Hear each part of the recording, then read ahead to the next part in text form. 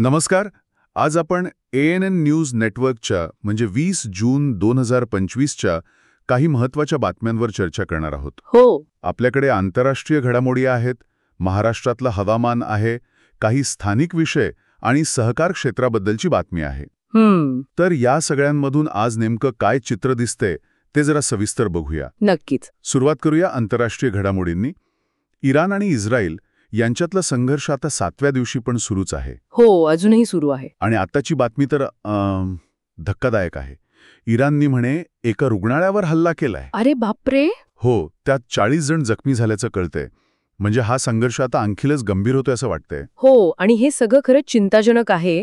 पण याच तणावाच्या वातावरणात भारतासाठी एक दिलासा देणारी बातमी आहे. अच्छा, कोणती? आपलं ऑपरेशन सिंधू यशस्वी झालंय. हो, ऐकलं होतं याबद्दल. त्या ऑपरेशनमधून इराणमध्ये जे आपले विद्यार्थी अडकले होते, म्हणजे 110 भारतीय विद्यार्थी, त्यांना सुखरूप परत आणलंय. वा, ही खरंच चांगली बातमी आहे. अगदी. आणि भारताने यासाठी इराण आणि आर्मेनिया या दोन्ही सरकारांचे आभार पण मानले आहेत. हे दाखवतं की अशा तीव्र संघर्षात सुद्धा मुत्सद्देगिरी किती महत्वाची ठरते. नागरिकांची सुरक्षा तर पहिली प्राथमिकता असतेच. बरोबर. आणि तेहरानमधलं आपलं दूतावास अजूनही तिथल्या नागरिकांच्या संपर्कात आहे, हे पण महत्वाचं आहे. म्हणजे एकीकडे बॉम्ब हल्ले आणि दुसरीकडे सुटकेचे प्रयत्न. काय परिस्थिती असेल नाही तिथे? कल्पना करणंही कठीण आहे. आता महाराष्ट्राकडे वळूया. इथे मान्सूनने जोरदार एंट्री केली आहे. हो, अगदी. पालघर, नाशिक आणि पुणे घाट परिसरात तर हवामान विभागाने अतिवृष्टीचा इशारा दिलाय. रेड अलर्ट आहे तिथे. हो, पण त्याच वेळी रत्नागिरी जिल्ह्यात विशेषतः उत्तरेकडे बघितलं तर पावसाचा जोर कमी झालाय. अच्छा, म्हणजे थोडा दिलासा आहे तिकडे. हो, खेडमध्ये जे पुराचं पाणी होतं ते आता ओसरले, त्यामुळे जनजीवन परत नॉर्मल होतंय. आणि पुण्याबद्दल बोलायचं झाल्यास खडकवासला धरणातनं जो मुठा नदीत विसर्ग सुरू होता तोही कमी केलाय आता. पूरस्थिती नियंत्रणात आणायचा प्रयत्न दिसतोय. म्हणजे एकाच वेळी काही ठिकाणी अलर्ट तर काही ठिकाणी परिस्थिती सुधारतीये. बरोबर. हे पावसाळ्यातील व्यवस्थापनाचं आव्हानच आहे. काही ठिकाणी धोका तर काही ठिकाणी दिलासा. हवामान विभागाचे इशारे आणि प्रशासनाची तयारी यातला समन्वय फार महत्वाचा ठरतो अशावेळी. हे खरंय, प्रशासनावर ताण असतोच अशावेळी. आता जरा स्थानिक पातळीवर येऊया. पिंपरी चिंचवड शहराकडे. इथे 2 अगदी टोकाच्या घटना दिसतायत. एकीकडे निघडी पिंपरी मेट्रो कंपाऊंडचा पत्रा कोसळला. अरे देवा. आणि त्यात एक शाळकरी मुलगी जखमी झालीय. यामुळे मेट्रोच्या कामाच्या सुरक्षेवर प्रश्न उठले आहेत आणि कारवाईची मागणी पण होते आहे. हे गंभीर आहे. विकासाबरोबर सुरक्षितेचा मुद्दा येतोच.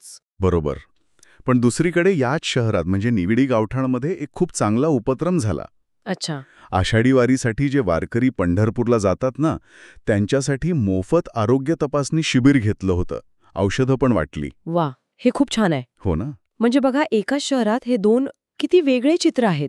एकीकडे पायाभूत सुविधांमधली सुरक्षा आणि दुसरीकडे सामाजिक बांधिलकी, सेवाभाव. अगदी. विकास होतोय, पण त्याची सुरक्षिता किती गांभीर्याने घेतली जाते.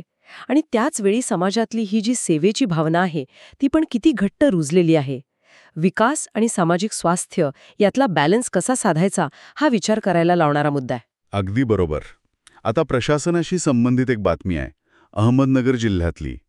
राहुरीचे गटविकास अधिकारी आहेत सुधाकर मुंडे. त्यांना 10,000 रुपयांची लाच घेताना पकडलंय. बापरे. रंगेहात. हो, रंगेहात. प्रशासनातला भ्रष्टाचार पुन्हा एकदा समोर आलाय. आणि याच दरम्यान दुसरीकडे काय बातमी आहे बघा.